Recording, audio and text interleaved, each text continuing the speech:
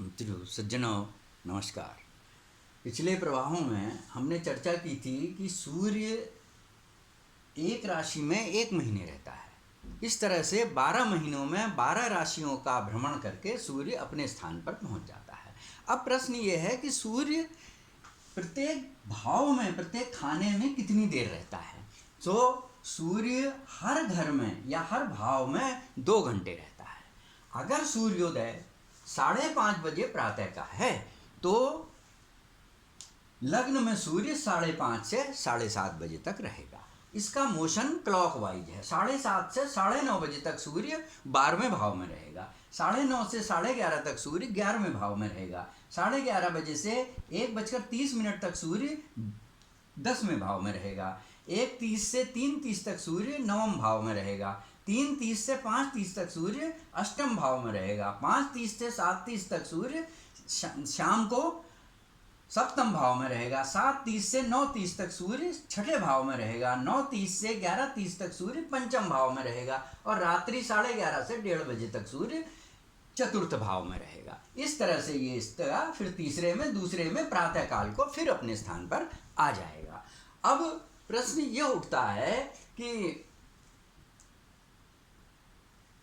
इसमें कभी कभी परिवर्तन हो जाता है। परिवर्तन कैसे कि प्रातः आजकल जाड़ों के दिन हैं, सूर्योदय देर से होता है। तो अगर मान लीजिए 6 बजे सूर्योदय हुआ तो 8 बजे तक ये सूर्य लग्न में रहेगा। 6 बजे से 8 बजे तक। 8 बजे से 10 बजे तक सूर्य 12वें स्थान में रहेगा। 10 बजे से 12 बजे तक सूर्य 11वें स्थान में रहेगा।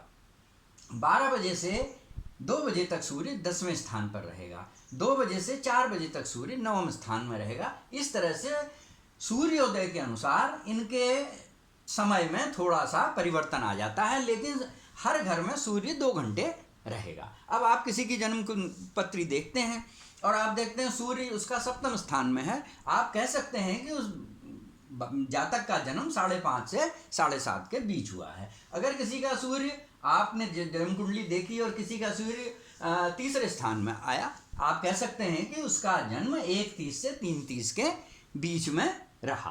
तो इस तरह से हम सूर्योदय के हिसाब से व्यक्ति के जन्म का लगभग अनुमान, समय का लगभग अनुमान निकाल सकते हैं। अब हम चंद्रमा पर आते हैं। राशि क्रमांक 4 और राशि कर्क का स्वामी चंद्रमा है। इसके शुभ प्रभाव से व्यक्ति भ्रमणशील, उदार, सुंदर नेत्र वाला, मांसल शरीर और गौर वर्ण का स्वामी होता है। यह चंद्रमा माता, मन, मस्तिष्क, उदासीनता, कामना, मनोबल, उत्साह और 4th स्थान का कारक है। और 4th स्थान में यहाँ पर ये चंद्रमा बलि होता है। इसका शुभ प्रभाव 20 से 25 वर्ष तक देखने को मिलता है। श्वेत वस्तुओं व द्रव पदार्थों पर इसका अधिकार है। वो व्यक्ति जिनकी जन्म कुंडली में चंद्रमा बलशाली है, वो श्वेत वस्तुओं और द्रव पदार्थों से संबंधित रोजगार करें तो उन्हें लाभ होगा। इसके मित्र ग्रह सूर्य और बुध हैं। इसकी उच्च राशि वृष है और नीच राशि वृश्चिक है। अपने से 7वें भाव पर यह पूर्ण दृष्टि रखता है।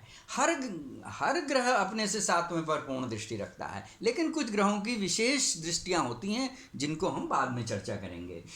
6ठे, 8वें और 12वें स्थान पर पाप ग्रहों से दृष्ट चंद्रमा बचपन में गंभीर शारीरिक समस्याएं उत्पन्न करता है। इसका मंत्र ओम सोम सोमाय नमः है। शुभ योग अनफा योग। चंद्रमा से 2 स्थान पर राहु और सूर्य को छोड़कर अगर कोई ग्रह है तो अनफा योग बनता है। सुनफा योग। चंद्रमा से 12वें स्थान पर सूर्य और राहु को छोड़ के कोई ग्रह हो तो सुनफा योग बनता है। चंद्रमा के दोनों ओर सूर्य, राहु, केतु को छोड़ के ग्रह हो तो दुर्धरा योग बनता है। चंद्रमा से केंद्र में अगर बृहस्पति हो तो गज केसरी योग बनता है, जो एक बहुत ही शुभ योग माना जाता है। तो ये शुभ योगों की श्रेणियां हैं। चंद्रमा से केंद्र का अर्थ है जैसे यहाँ लग्न से केंद्र ये 4th, 7th और 10th है। ऐसे ही यदि चंद्रमा तीसरे स्थान पर है तो इसका केंद्र 1, 2, 3, 4 ये केंद्र हुआ, और 1, 2, 3, 4, 5, 6, 7 ये केंद्र हुआ चंद्रमा के लिए। तो इसलिए अतः चंद्रमा से केंद्र में अगर बृहस्पति है तो गज केसरी नामक एक बहुत शुभ योग बनता है। अशुभ योग केमद्रुम योग, यह एक अशुभ योग है। अगर चंद्रमा से दोनों ओर कोई भी ग्रह न हो तो चंद्रमा ये केमद्रुम योग का निर्माण होता है। चंद्रमा चूँकि पृथ्वी के बहुत समीप है, अतः मानव के मन और मस्तिष्क पर इसका बड़ा प्रभाव पड़ता है।